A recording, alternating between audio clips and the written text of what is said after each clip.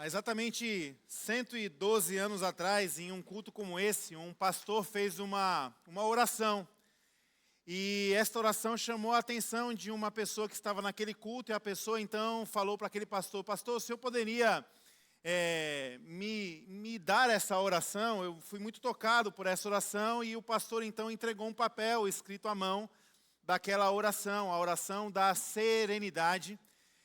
E esta pessoa que estava naquele culto e recebeu essa oração, ele decidiu escrever essa oração nos cartões postais que ele iria mandar durante a época do Natal, para presentear os seus amigos. Então, de certa forma, Deus usou a vida daquele irmão para difundir esta oração. Depois disso, essa oração ela foi parar em um jornal, na seção de um obituário. E aí, o fundador dos Alcoólicos Anônimos, ele teve o conhecimento dessa oração. E de lá para cá, essa oração tem se tornado uma oração oficial nos grupos de apoio de narcóticos e de alcoólicos ou alcoolistas. E tem ajudado muitas pessoas de lá para cá. E a primeira estrofe desta oração, e a estrofe que eu gostaria de pensar e conversar com vocês aqui nesta manhã, ela nos diz isso. Se puder colocar aí no telão a estrofe da oração, eu acho que está mais para baixo. Eu mudei a ordem aqui hoje de manhã cedo. Não, pode baixar aí vai dar spoiler. Não. Aí, pode deixar aí agora, aí. Os ansiosos, né, quando falam em spoiler, até acordaram, né, nesse friozinho gostoso, nessa escuridão. A oração diz assim: conceda-me a serenidade para aceitar aquilo que eu não posso mudar, e a coragem para mudar o que me for possível, e a sabedoria para discernir entre as duas coisas. Deus, conceda-me a serenidade para aceitar aquilo que eu não posso mudar, a coragem para mudar o que me for possível e a sabedoria para discernir entre as duas. Nós estamos vivenciando uma era muito difícil e uma era de pandemia, e quando eu me refiro a isso, eu não estou falando da pandemia de um vírus. É interessante pensar que neste século nós tivemos uma grande inversão. Quando você vai olhar para o quadro das doenças humanas, no século passado e no anterior, cerca de 80% desse gráfico representavam doenças de cunhos virais e de cunhos bacterianos. Hoje, esse gráfico ele praticamente se inverteu. A humanidade está adoecendo em sua grande maioria. As doenças elas têm um cunho e um fundamento emocional. As pessoas estão emocionalmente adoecidas. A grande base para as doenças emocionais, sejam elas a depressão, um burnout, um distúrbio bipolar, tudo isso tem uma base fundamental e elementar que é a ansiedade.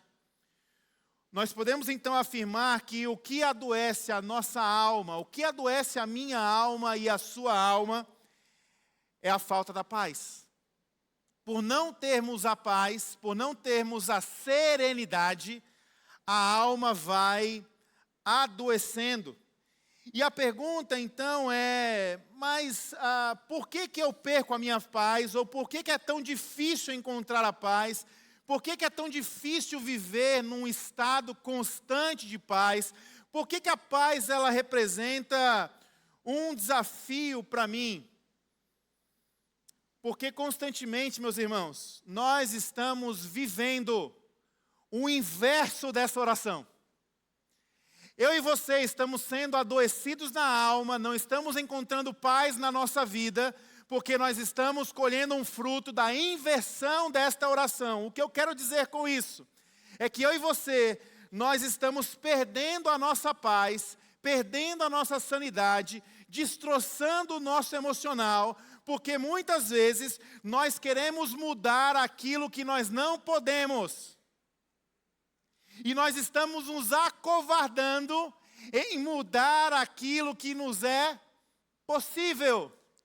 Diante disto, a nossa vida ela se torna uma grande tolice. porque eu estou insistindo em mudar o que eu não posso, o que eu não consigo, eu estou me acovardando em mudar aquilo que me é possível, então a minha vida se torna uma vida tola, uma vida fútil, uma vida complexa, cansada, complicada. As pessoas não têm paz porque elas estão correndo atrás da certa paz que ela chama de casa própria, carro próprio, carreira, cartão de crédito, sala VIP, viagem. Ela chama destas coisas, mas quando ela alcança essa suposta paz, ela percebe uma grande frustração porque ela não encontra paz naquilo que ela conquistou. Então ela vive correndo atrás do vento. A falta da paz é a inversão da oração. Queremos mudar aquilo que não é possível. Mulheres, esposas, muitas vezes vocês estão perdendo a sua paz, porque vocês estão tentando mudar os seus maridos. Deixe-me dizer uma coisa. Isto não é possível. Só existe uma pessoa capaz de me transformar. Sabe quem é? Deus. E Deus o faz quando uma segunda pessoa permite a mudança, e essa pessoa sou eu. Em outras palavras, mulheres, você pode até orar a Deus para que Deus mude o seu marido, mas quem tem que tomar a decisão da mudança dele é ele. Por que nós estamos adoecendo? Queremos mudar aquilo que não nos é possível. E nos acovardamos de mudar, queremos mudar aquilo que não podemos e nos acovardamos em mudar aquilo que é possível. Voltando, por exemplo, da esposa. Mulher, a boa notícia. A má notícia, você não tem como mudar o seu marido. Só quem muda o seu marido é Deus, em segunda instância, quando o seu marido permite. A boa notícia dessa manhã, mas você pode mudar uma pessoa, mulher. Sabe quem? Você. E você vai ter paz à medida do tempo e do passo que você abre mão de controlar e mudar as pessoas. Porque isso não é possível. E você se entrega a um processo de ser transformada por Deus dia a dia, fazendo as mudanças que lhe cabem. Aí você vai ter uma vida que ela é construída sobre o solo da sabedoria. Acho que eu posso parar de pregar. Acho que essa foi a conclusão de hoje. Por que a nossa alma adoece? Porque nós não temos a paz, invertemos a oração. E aí a pergunta vem, e seria possível em um mundo adoecido, frenético, acelerado, cansado, ainda assim encontrar e ter uma paz como uma constante? Será, pastor, que esse negócio de paz é uma coisa realmente possível diante dessas doenças emocionais, dessa vida de uma oração invertida? Isso dá ainda? Isso é possível? Nessa semana eu fui relembrado, uma pessoa estava numa reunião, e uma pessoa comentou comigo assim, a serenidade para mim é a imagem de uma criança, que ela acabou de mamar e ela está agora entregue no colo da mãe, no colo de um pai. E rapidamente, quando aquela pessoa me disse isso, eu me lembrei do Davi. O Davi da Bíblia, o Davi que escreveu uma boa parte dos Salmos. Porque o Salmo 131, verso 2, nos traz essa ilustração. Olha que bonito. Pelo contrário, acalmei e aquietei a minha alma. Sou como uma criança desmamada pela sua mãe. A minha alma é como essa criança. Aqui, a Bíblia não está dando a conotação de uma criança desmamada, no sentido de uma criança que precisa mamar e foi separada da sua mãe.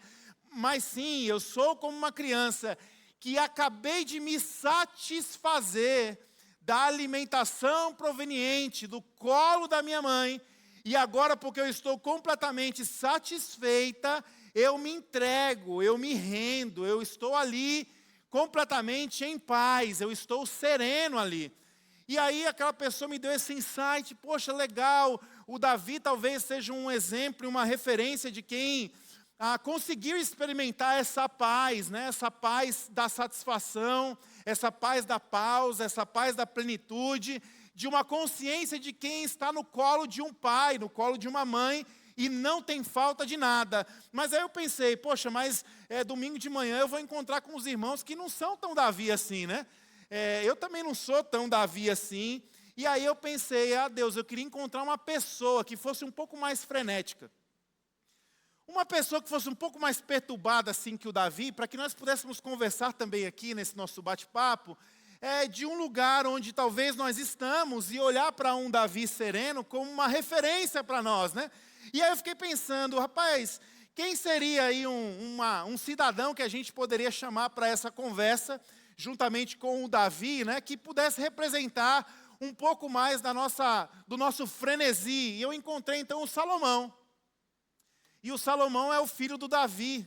E eu achei legal encontrar o Salomão, porque muitas pessoas também vivem uma outra insanidade, que é a insanidade de pensar que, porque o meu pai viveu assim, porque o meu pai ele construiu e conquistou, e ele tem um legado, só pelo simples fato de um legado construído, eu posso relaxar, porque a minha vida ela vai estar na sombra e na água fresca do legado de alguém. Aqui nós estamos olhando para o filho do Davi, e percebendo que o filho do Davi estava vivendo um negócio totalmente diferente do que o Davi escreveu no Salmo 131.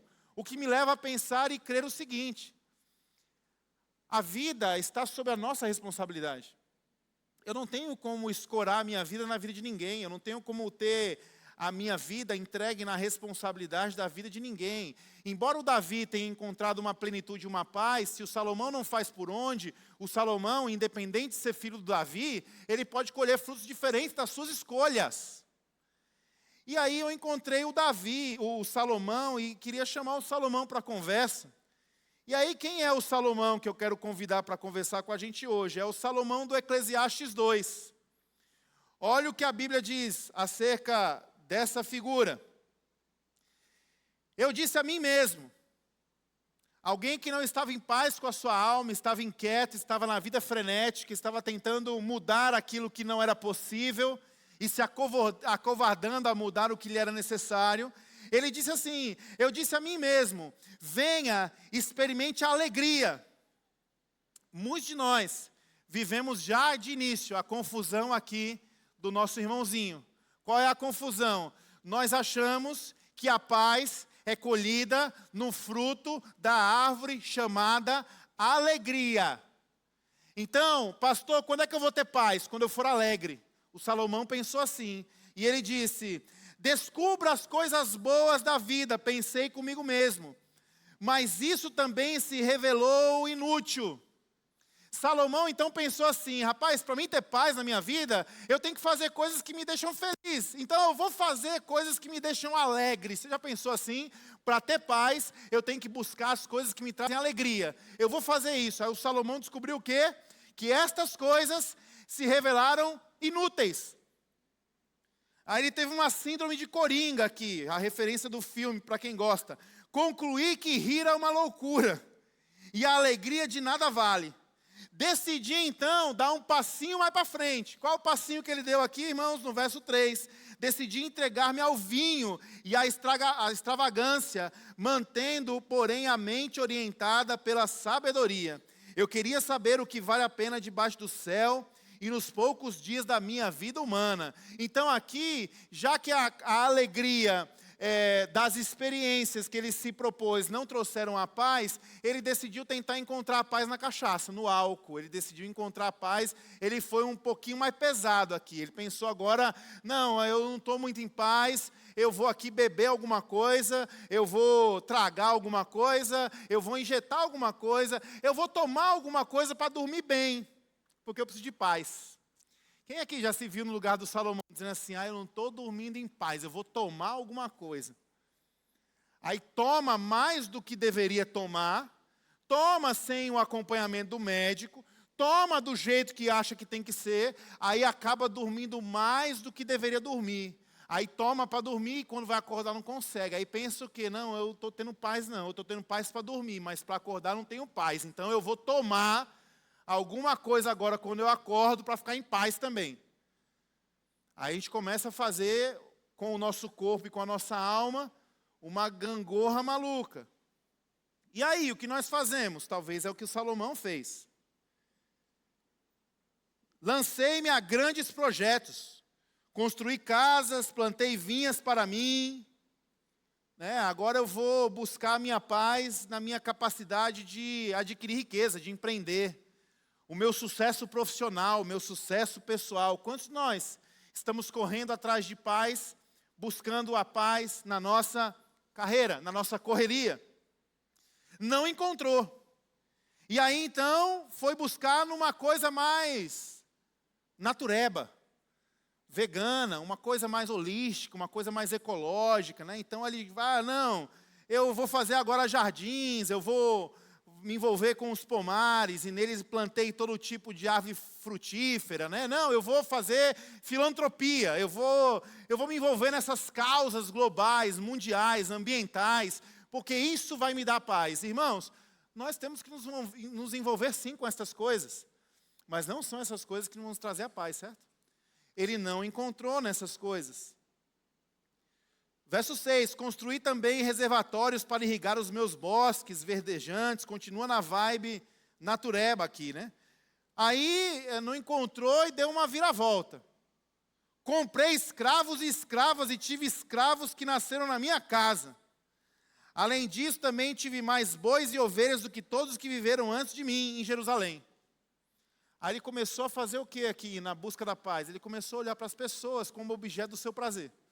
Então, quanto mais servos eu tiver, quanto mais pessoas à minha disposição para atender os meus prazeres eu tiver, eu vou ter a paz. Aqui talvez o exemplo da mulher que olha para o marido, né, tentando ter no marido um objeto de poder que ela pode controlar e manipular, seja um caminho em comum na trilha do Salomão aqui. A coisa está indo mais complicada, vocês estão percebendo?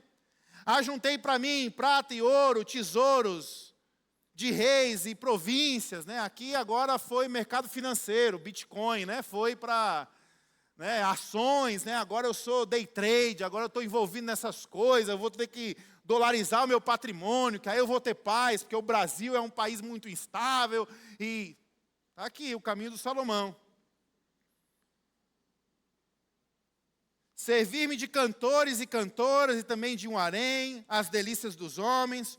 Tornei-me o mais famoso e poderoso do que todos os que viveram em Jerusalém antes de mim, conservando comigo a minha sabedoria.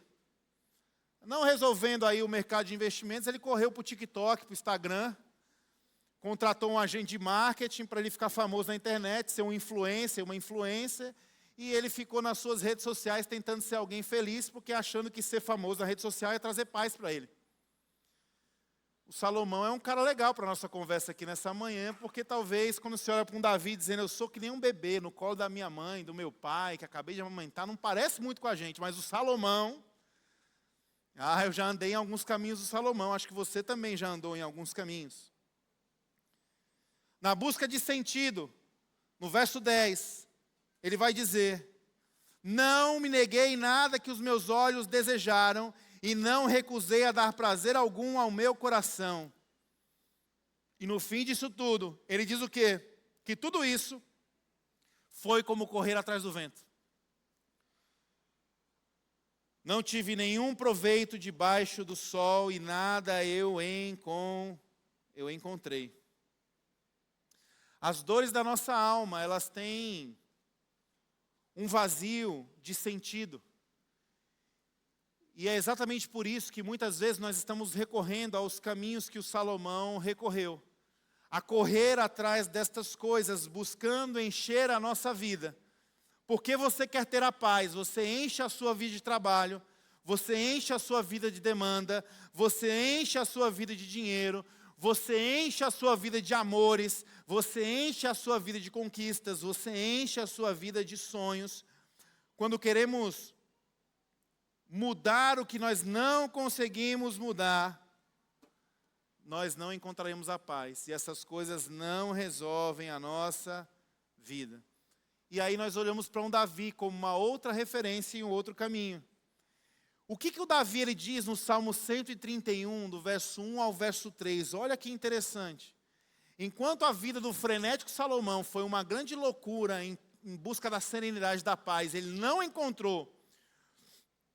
Olha o que Davi fala, tem aí no telão. Salmo 131, do verso 1 ao verso 3. Senhor, o meu coração não é orgulhoso e os meus olhos não são arrogantes. Não me envolvo com coisas grandiosas nem maravilhosas demais para mim. Aqui não existe um convite à mediocridade. Aqui o convite, o discernimento é: não se envolva com coisas que se tornarão maiores do que a sua satisfação no colo do seu pai. Não ache que uma viagem, um bem material, uma carreira, uma grande aventura amorosa, ela será capaz de se comparar à satisfação que você terá no colo do seu pai. Eu não me envolvo com estas coisas na perspectiva de que essas coisas são capazes de substituir o colo do meu papai. De fato, acalmei-me, tranquilizei a minha alma, sou como uma criança recém-amamentada por sua mãe, e a minha alma é como essa criança. Ponha a sua esperança no Senhor, ó Israel, desde agora para sempre.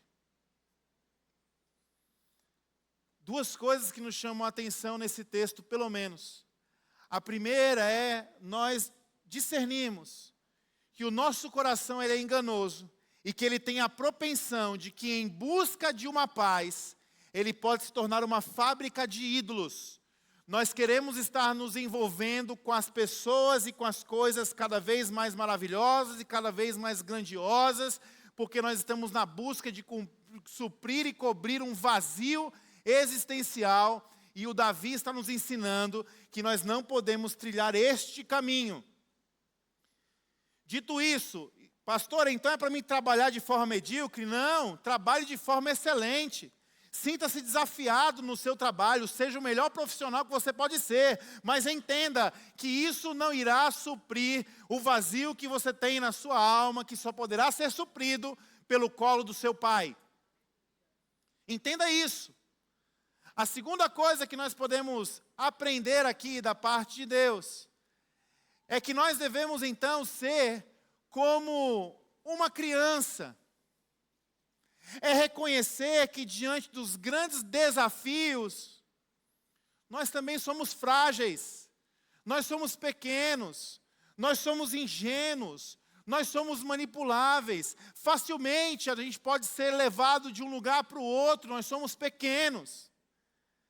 Diante disso, a figura de uma criança, ela traduz essas duas coisas. A sua pequenez, ela denota uma dependência de um cuidado, de uma limitação. Então ela reconhece isso, mas também a sua pureza. Eu e você, nós não vamos conseguir deixar de nos deslumbrar com algumas coisas da vida. Existem questões na minha e na sua vida que, se elas se depararem na nossa frente, por causa da nossa pequenez, estas coisas se tornarão ídolos.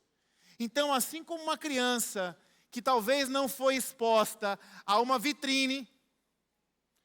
Em outras palavras, irmãos, por que uma criança, quando ela nasce e ela é colocada no peito da mãe, ela não faz uma careta e diz assim, essa Coca-Cola está sem gás? Porque ela não conheceu a Coca-Cola. Por que ela não fala assim, mamãe, não gostei do seu leitinho, para aí num drive-thru, vamos pegar um fast food? Porque ela ainda não conheceu o fast food. O que o Davi está nos ensinando aqui como um princípio, gente? É que muito da nossa paz será um fruto do reconhecimento da nossa pequenez.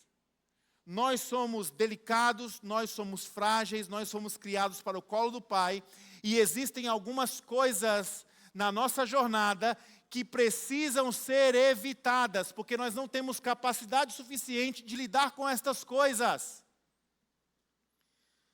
Pergunto então para você, será que a paz que lhe falta não tem a ver com o excesso de algumas coisas das quais você está vivendo, que deveriam ser evitadas porque você é pequeno, porque você é frágil, porque você precisa estar no colo do seu papai.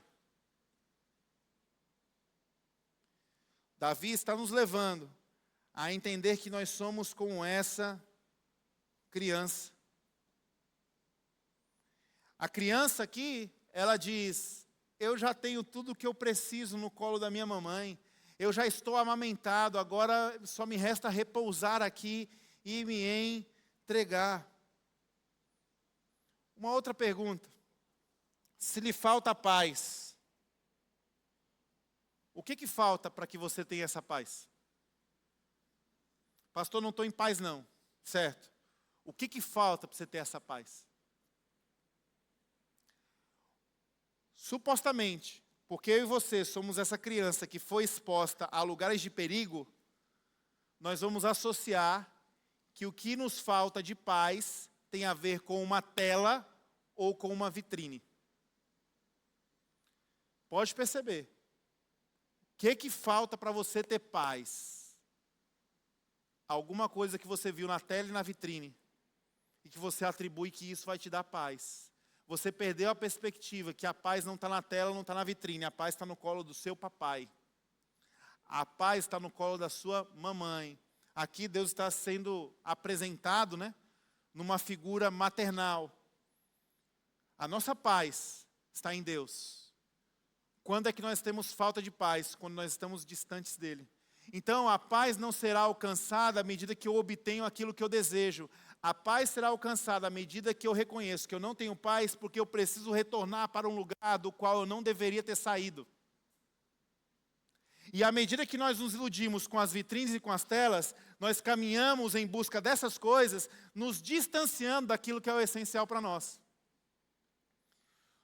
O que você precisa para ter paz? A segunda pergunta: o quanto disso você precisa? Pensa assim: ah, pastor, que eu ia ter paz mesmo é se eu tivesse uma casa, aí eu ia ter paz. Ah, é. Quantas casas você acha que você precisa para ter paz? Não, se eu tivesse uma já dava certo, mas assim, se eu pudesse ter quantas eu quisesse, talvez umas 20. Você acha que você ia ter paz com 20 casas, meu irmão, minha irmã?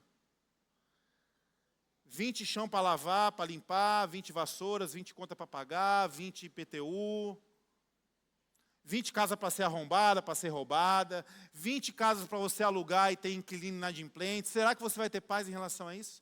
Será que é essa quantidade que nos vai dar esta paz? Não. É por isso que o Davi também nos lembra em Salmo 16, verso 2. Ao Senhor declaro: tu és o meu Senhor, e eu não tenho bem nenhum além de ti. Davi, então, está nos convidando mais uma vez para esse lugar da relação íntima com o nosso Pai.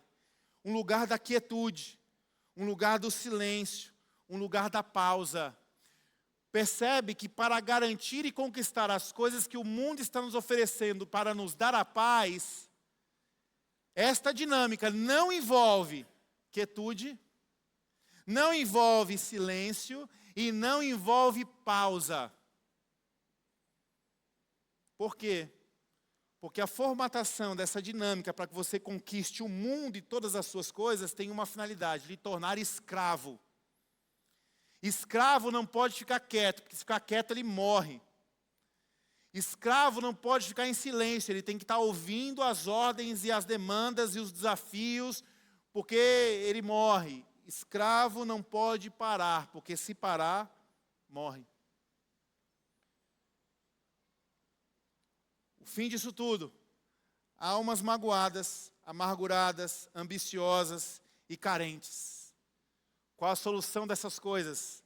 O barulho das vitrines? Não. O silêncio do nosso quarto.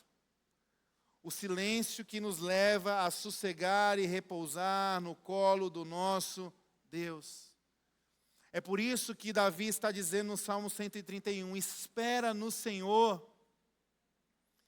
E uma coisa linda para concluir com vocês, porque nós teremos um tempo de ceia hoje.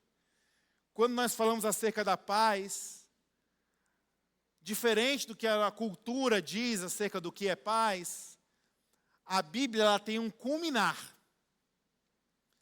Na Bíblia você pode perceber que a paz, ela pode ser comparada a um estado de plenitude.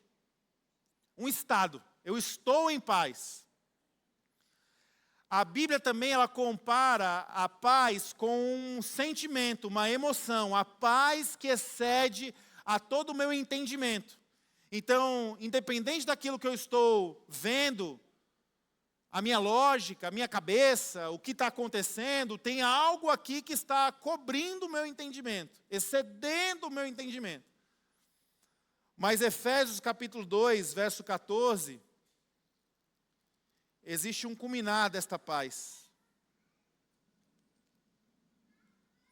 E eu acho que o Davi nos deu um bom spoiler.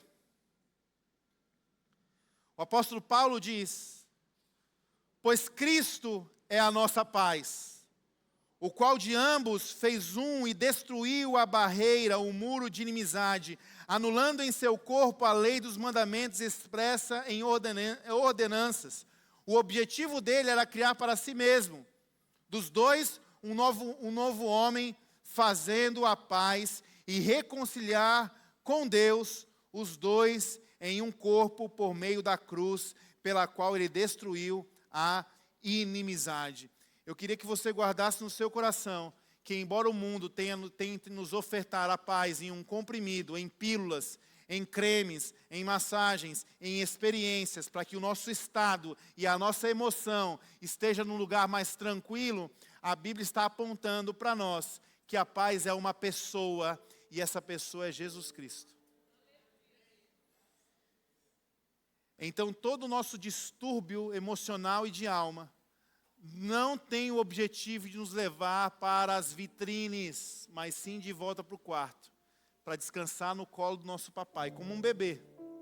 Não sei se você já teve esse privilégio de segurar uma criança e ela simplesmente se entregar no seu colo. Ela simplesmente repousa, todo o peso dela repousa sobre você. Quem tem essa experiência, transcende. Porque talvez seja o ápice da confiança.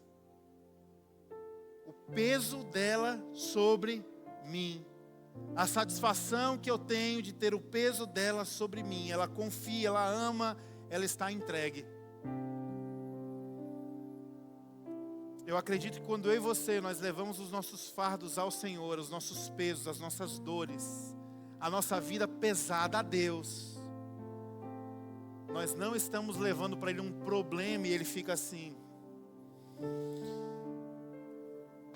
De novo, eu creio que Deus é esse que nos pega no colo, e quando a gente se entrega ao colo do Pai, Ele se sente satisfeito.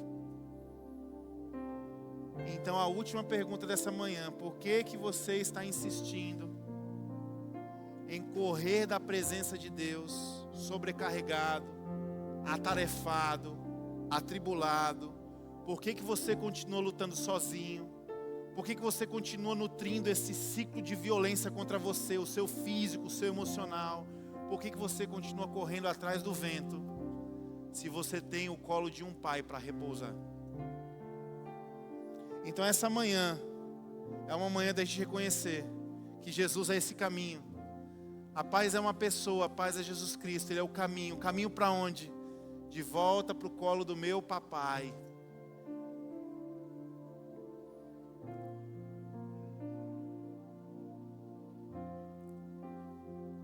Nós teremos um momento de ceia, e eu não queria nessa manhã desconectar as duas coisas, porque eu acho que é um tempo precioso da gente aprender a depender mais do cuidado, do colo de Deus. E a ceia, no contexto cultural judaico, a refeição, ela tem uma representação de uma intimidade muito forte. O judeu, ele diferente de nós, né, que vamos às vezes para um restaurante e tem uma mesona e você às vezes senta do lado de quem você não conhece para comer, o judeu não faz isso. O judeu, ele só senta na mesa com alguém que ele deseja ter intimidade, que ele está se vinculando. E eu não queria separar os dois momentos nessa manhã, porque eu acho que tem tudo a ver conosco e com esse exercício de descansar em Deus. E eu queria que você pensasse comigo sobre a ceia nessa perspectiva. João capítulo 13 vai nos mostrar Jesus reunido à mesa com os seus discípulos.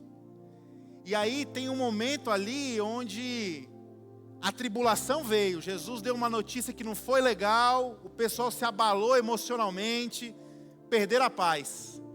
Imagina, sentou numa mesa para um momento de intimidade com Jesus, está todo mundo lá, sentado, comendo, e aí Jesus põe um assunto difícil na mesa. Algum de vocês vai me trair. Aí acontece uma cena engraçada, depois você pode ler, né? Clima tenso entre os discípulos. João estava com a cabeça assim, ó, no colo de Jesus, no peito de Jesus.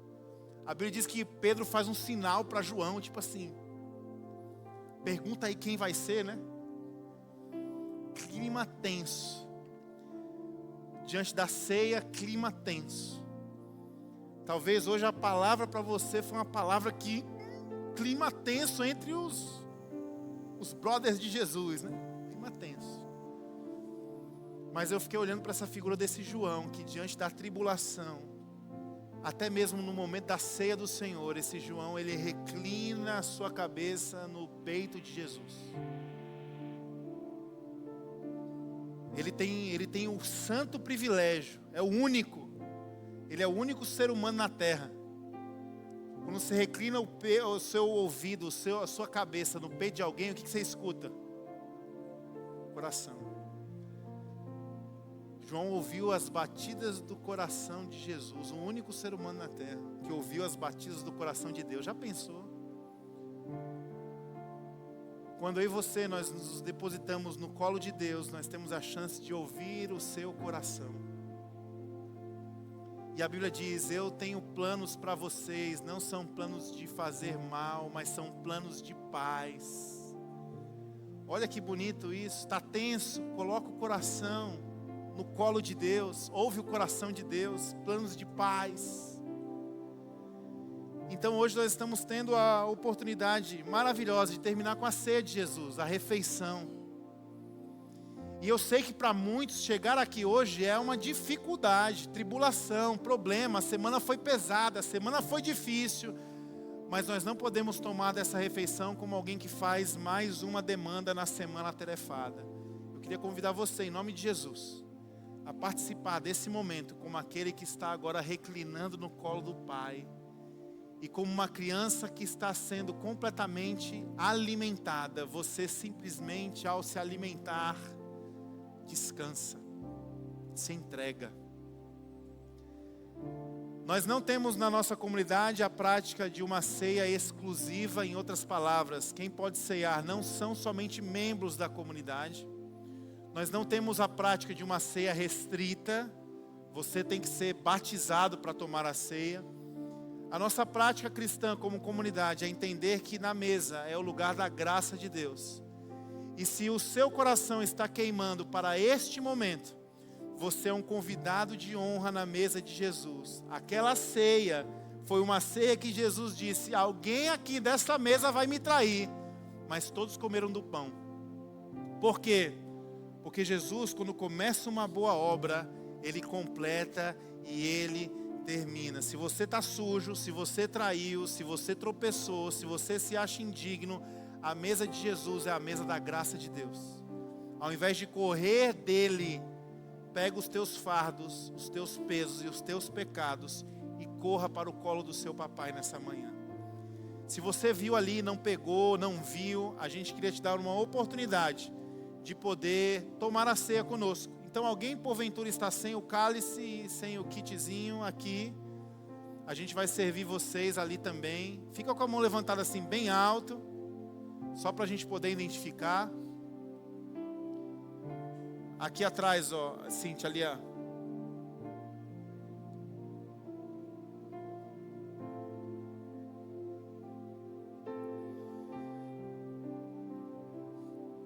Alguém mais gostaria de receber e não recebeu aí? Ali, ó.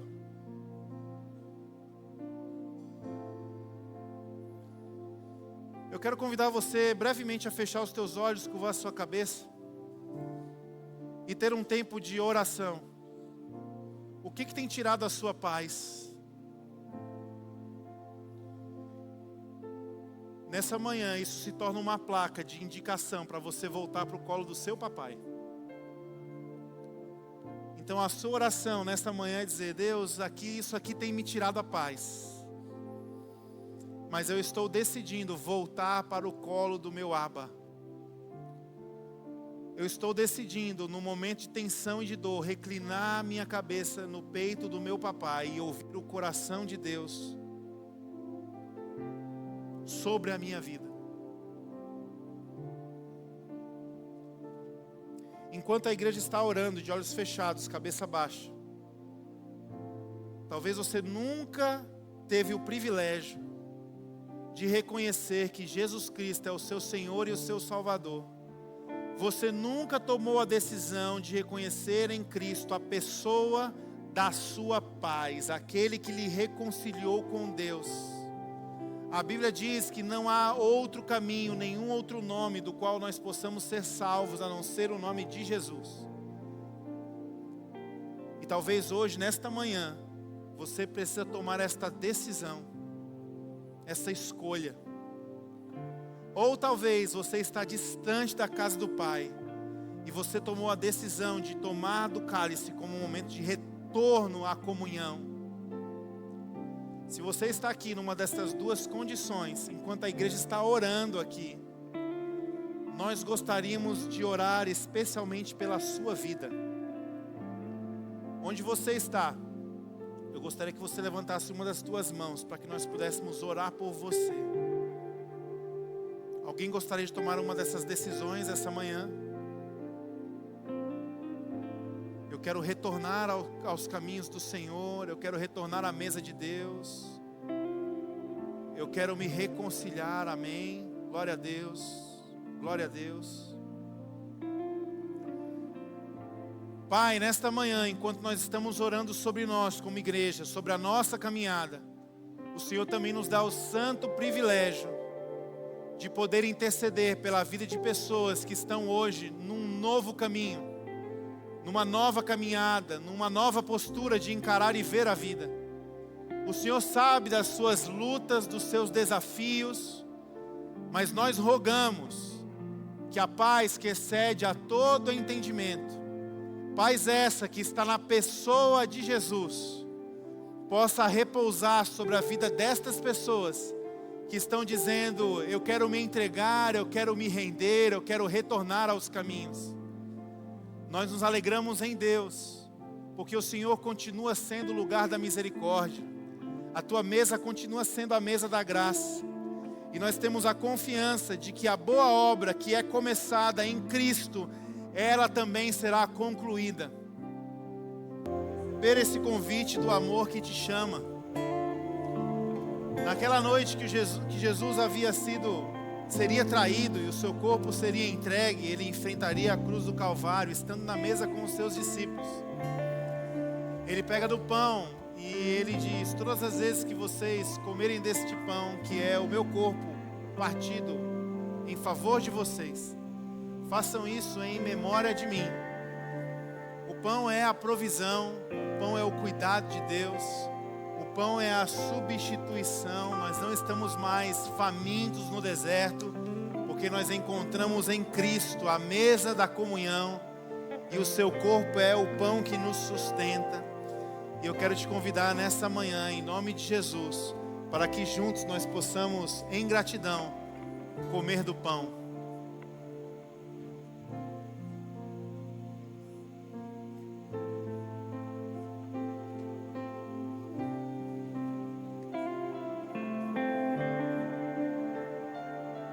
Você consegue dizer palavras de gratidão ao Senhor?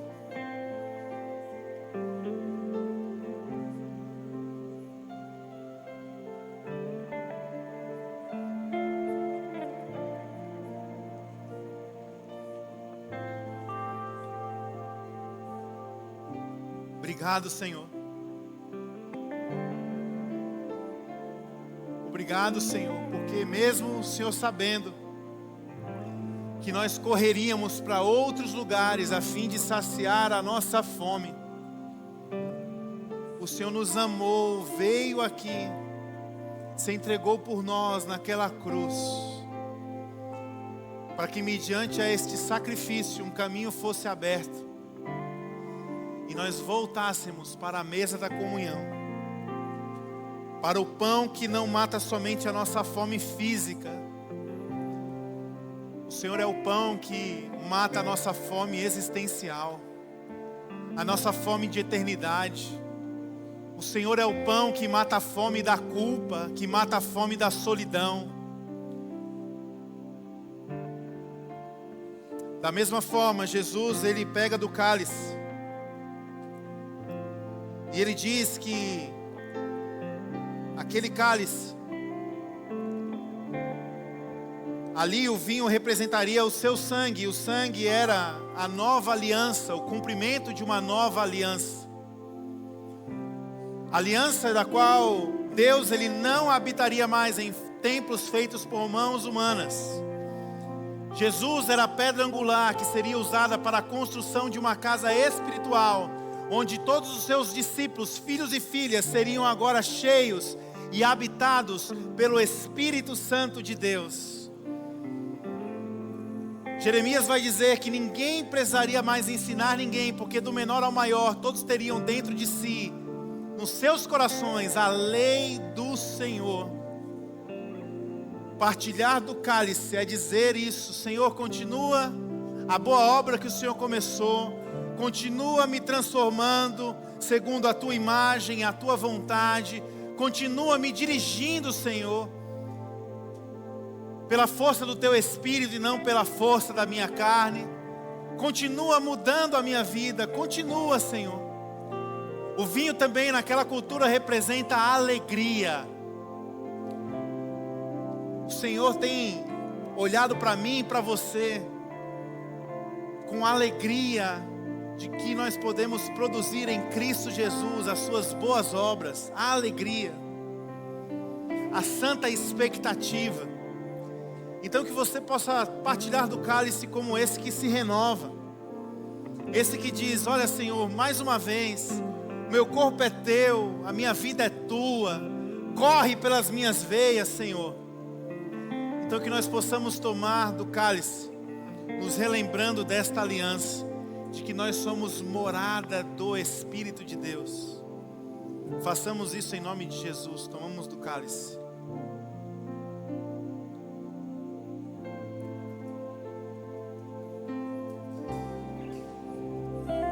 Obrigado, Senhor, pelo sangue vertido naquela cruz. Obrigado, Senhor, porque o teu sangue é capaz de nos purificar de toda a impureza e nos lavar de todo o pecado. Obrigado porque sobre nós não há mais nenhuma condenação. Assim como o anjo da morte passou pelo Egito e o sangue do Cordeiro preservou a vida daqueles, é o teu sangue que nos preserva, Senhor. É o Senhor que nos limpa, que nos lava. E nessa manhã nós queremos mais uma vez relembrar desta aliança. Embora as nossas alianças com o Senhor, elas são falíveis, nós estamos aliançados por uma aliança feita em Cristo Jesus. E a tua aliança não falha, Senhor. É por isso que nós fazemos isso em memória do Senhor e não em nossa memória. Porque nós falhamos, mas o Senhor não falha. Nós mudamos, mas o Senhor não muda. E nós queremos descansar nessa verdade. Obrigado, Jesus.